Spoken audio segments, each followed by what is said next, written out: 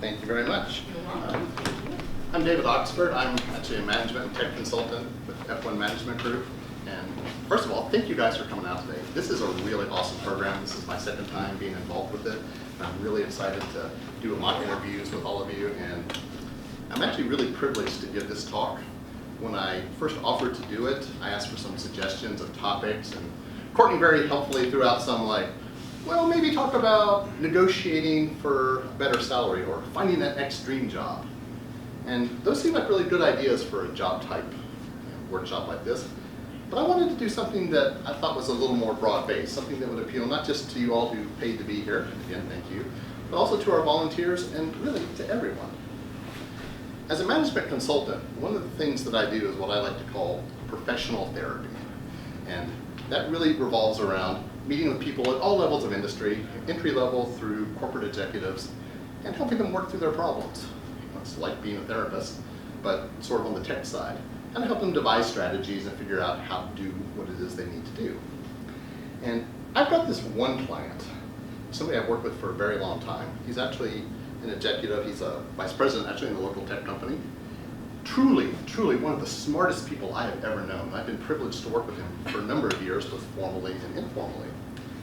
And we would meet and we would talk about what's going on in your life. You know, what kind of problems are you having at work? And we'd talk through things and figure out strategies. And he'd go back and we'd meet the next week and I'd say, how did it go? And sometimes it was fine. Yeah, we did this, it worked great. Other times, well, I didn't actually do the thing that we talked about. Okay. Well, how did that conversation with the boss go? Well, I didn't quite talk about it the way we talked about it. I said, why? You know, why are you not doing these things? You know you need to do them. And the answer that I got was very, very telling. Well, I was afraid of what my boss would think. I was afraid that my direct report wouldn't respect me. Honestly, I was afraid of losing my job.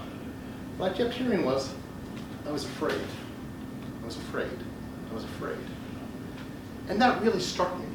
This person did not need my help on the technical side. He knew exactly what he needed to do. Very, very smart person. And yet he was being held back because of fear. Fear was keeping him from doing the things that he knew he needed to do. And this was, like I said, truly one of the smartest, most capable people I've ever known, and yet was being held back because of fear. And that really got me thinking. It caused me to reflect back on one of the best bits of advice I ever got when I was in college, in my 4th year, in my thesis class. We had to present our thesis, a 10-minute presentation to the class. Not a big deal. Most people do this kind of stuff all the time. I was terrified of public speaking. Honestly, I'm still terrified of public speaking. And I went to go tell my professor that. And I figured that he would be, whatever, just deal with it, grow up. But he actually took pity on me and sat me down, and we talked for a while. And what he told me was that the best presenters out there are afraid when they get up to speak. I thought that was really odd. I thought, well, the really good presenters, they just get out there, no fear. He said, no. The best ones are afraid. But what they do is they take that fear and they use it to their advantage. And I actually took that to heart in public speaking. And it's taken me a number of years to learn that that's actually a lesson that applies to life in general. Everybody is afraid. Everybody, all of you, are or have been afraid of something. Now that can take different forms. It can be just a little anxiety, or it can be just gut-wrenching terror. But you've all been afraid of something. Many of you are here to practice your skills to get better at things like interviewing that maybe you're afraid of. So that's great. I applaud you for that. But we're taught as a society, unfortunately, in our culture, fear is a weakness. Fear is something that we should be ashamed of and hide. And that's bullshit. That is flat out bullshit. Because fear is absolutely essential. We would not have survived as a species without fear. Fear gives us information, and it gives us energy to deal with the things that we need to deal with. But fear can also be debilitating, because you have to manage your fear. So the real trick in life is not being fearless. Fearless people usually end up dead. I don't recommend fearlessness. But you do need a way to manage and deal with your fear. So what is it? This is where I get to give you my clickbait answer. People in Charlottesville are using this one weird trick to manage their fear. But the reality is, there kind of is one weird trick. It's not all that weird, but it's a little cliche, and it's courage. Now that's probably not news to you. Obviously, courage is what you use to deal with fear. But for one thing, people often misunderstand courage. They think, first of all, that it's fearlessness. As we just said, fearlessness is not a good thing. You need your fear. It's important. And they also think that courage is something that you just have. That's also not true. First of all, courage, it's not lack of fear. Courage is doing what you need to do in spite of your fear. And you've probably all heard that. That's not really news. But I think it really bears reiterating, because so many people forget that. Courage doesn't mean you go and do something without fear. You can be very, very afraid of what you're doing, but you still do it, and that's courage. And the other thing is that courage is not an inherent trait to anybody. There's nobody who is born courageous. Courage is a skill, and you build courage just like you build any other skill.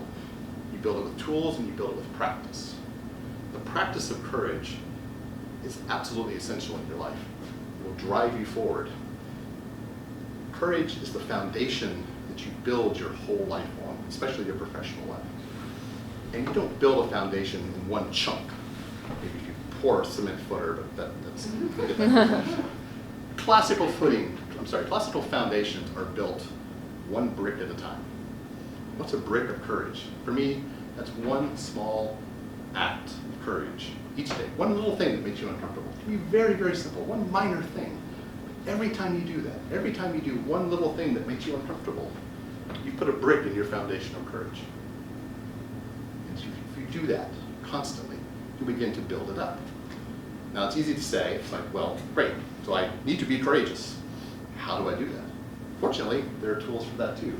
Dr. Kristen Neff is a well-known researcher in courage and fear, and she has 3 fundamental tools that you use to build courage. The first is mindfulness. This might seem silly, but it's important to know when you're afraid. Again, we're so often taught that fear is a weakness that for many people, we push it down. We wonder why we're not succeeding in things, and we don't see that it's because we're afraid. So the very first step, like being an alcoholic, the first thing you have to do is admit that you have a problem. It's that having fear isn't really a problem. In fact, FDR famously said, we have nothing to fear but fear itself. He was wrong. He was flat wrong. Because we should not fear fear. We need it. We want it. But we need to understand when it's affecting us. So that first step is mindfulness. Reflect when you're having trouble with something and say, am I afraid? Or do I actually not have a specific skill? If it's the latter, then develop that skill. If it's because you're afraid, you still have a skill to develop. That's courage. And the second part of courage is the human condition. Like I said before, every single one of you has been afraid of something. Many of you are afraid of something right now. It may be something very, very minor. It may be something major. There may be tremendously bad things going on in your life that you're afraid of. Or maybe not. But all of you have fear. Every single one of us. And it's really important to recognize, because we are taught that fear is weakness and shameful. Forget that. It's not. It's important, and we all have it. If you're afraid of something, recognize it and embrace it, and know that everybody else does too. There's nobody that's better than you because they're not afraid. They may not be afraid of the same things, but they're afraid of something else that you don't have a problem with. So when you understand that it's a part of the human condition, you can actually move forward with it much more effectively. And the last one is probably the hardest. It's self-compassion. Because we are taught that fear is shameful, we push it aside. Or when we do feel it, we feel like we're worthless, or we feel bad about being afraid of something.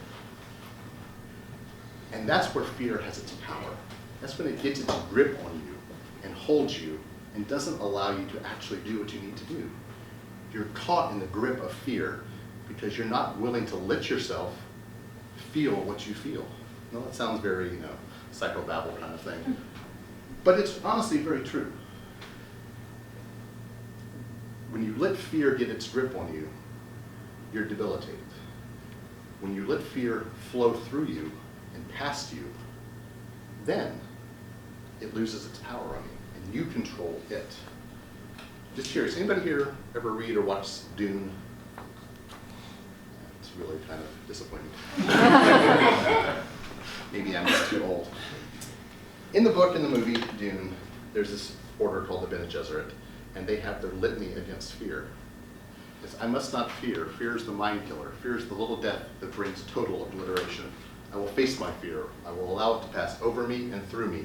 And when it has gone past, I will turn the inner eye to see its path. Where the fear is gone, there will be nothing. Only I will remain. And this is how that order teaches their members to deal with fear. Very, very debilitating fear. And Dune's a great book. I highly recommend you read it for many reasons. But that part of it always really struck me. I love that part. Because it really speaks to that accepting and embracing fear, not fighting it. You can't fight it. It will always win if you try to fight it. What you need to do is accept it, let it flow through you, have that self-compassion that Dr. Neff talked about, and allow yourself to feel your fear and to be okay with it. Because that lets it get its grip out of you. I'll tell you another story of the things that I'm afraid of. You don't think I'm a really weak person, because that's how we're in culture to think about weakness, or about fear.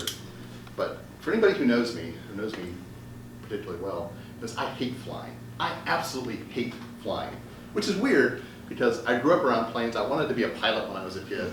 I used to, well, I still think planes are awesome. They're great as long as they're up there and I'm not on them. But my family wanted to take a trip to England last year. In fact, Google Photos just popped up to remind me. This time last year I was at Stonehenge in Salisbury, which was awesome. But they wanted to go there, and I really wanted to go. England is a beautiful country. I really wanted to go visit London. But that meant I had to get on a plane. Boat wasn't really practical. So, a few months out, I said, fine. It's pretty easy to agree to it when it's way off in the distance. As it got closer, the anxiety built more and more and more. And it came to a head as I was on the escalator in Dulles Airport going up. And I had what I can only determine to be a panic attack. I'd never had that before. But I was gripping the rail of that escalator with both hands. My breathing got shallow. I was afraid I was going to pass out. And I was this close to just turning around, pushing past the people behind me and just going back to the car and saying, sorry guys, I can't do this. It was a debilitating terror that I very rarely felt before.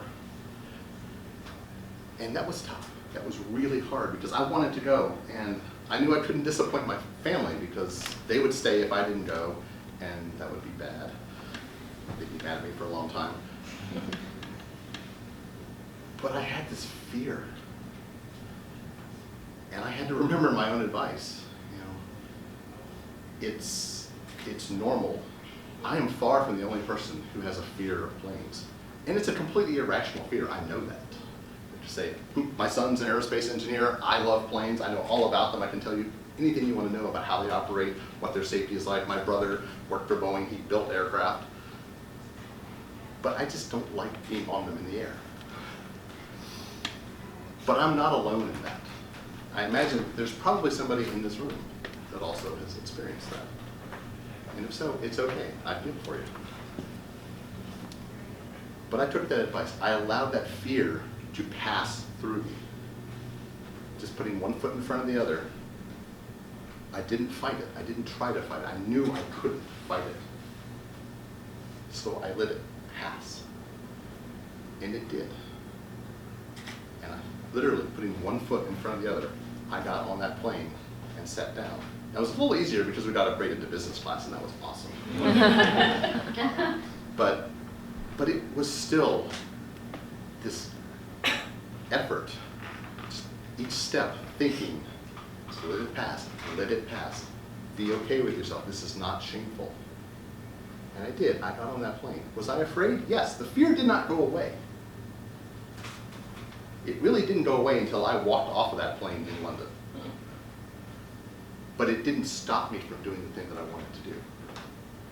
Now, I tell you that story, and you're probably thinking, oh, hey, good for you. You want a cookie? And the answer is yes, I do. I love cookies. But the reason I tell you that is because that is an example of self-compassion. Was I proud of myself for doing that? Yeah. And you probably think, that's dumb. You got on a plane. Everybody gets on planes every day.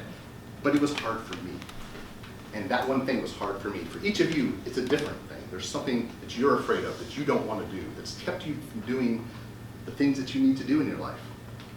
When you can push past that, have that compassion, be proud of yourself for achieving that. It's not a little thing. We're here to talk about how to find that next great tech job, hopefully. That's a big step for you guys, and I'm really proud that you're all here and doing it. And allow yourself to be proud of that. If you're afraid of being in an interview, and you do it anyway, be proud of that. Have compassion for yourself. So really, that's probably the 15-minute overview of leading a courageous life. And we could talk about it for hours, for weeks. If you want to, my card's up front with my mock interviewer sign up. I do it professionally.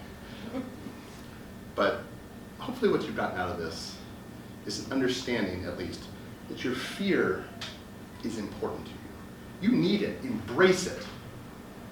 Use it. It's yours. It's critical. You could not survive without it. You will not succeed in your professions without it.